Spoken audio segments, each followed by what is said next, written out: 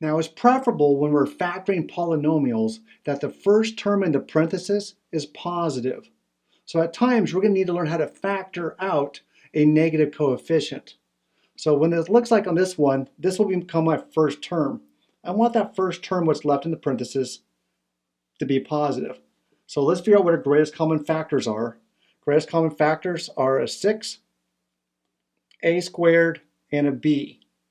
But I'm going to factor out a negative 6, a squared, b.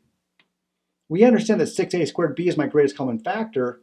This one, we're going to include the negative with that, and I hope you'll see why here in a second. So this first term, if I factor out a negative 6a squared b, what's left? What left would be a 3a squared b squared. That's from this first term. Then I'll factor out a negative 6a squared b. And then what's left looks like it'd be a negative b. Negative 6a squared b times negative b produces a positive 6a squared b squared. And then factoring out this next one, I'm going to factor out a negative 6a squared b. And then what would be left would be a positive, you know what, 6 isn't my greatest common factor. There isn't. 6 does not factor out of that. All right. Stop. Take a deep breath. Let's choose a better greatest common factor this time. Let's choose a 3. All right, folks. So let's just gently cross that out. All right, let's factor out a negative 3a squared b. Yeah.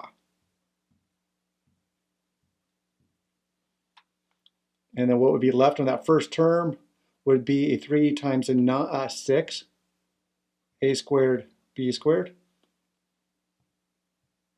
Then I'll factor out a negative 3a squared b. And then what would be left would be a negative 2b. And on this last one, we're going to factor out a negative 3a squared b. And then what would be left would be a 5a.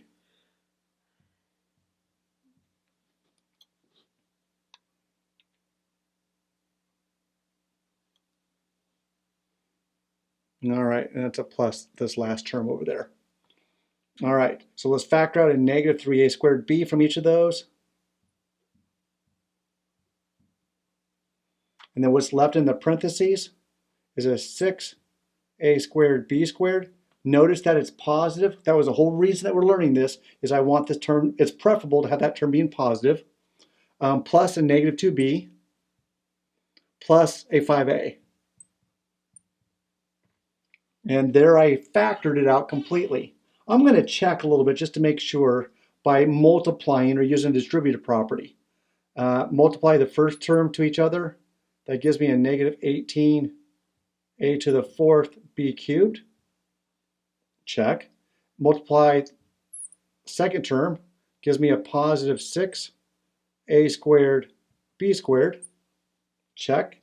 And then multiply or distribute across that 5a, gives me a negative 15a cubed b. Got back to where I was started at.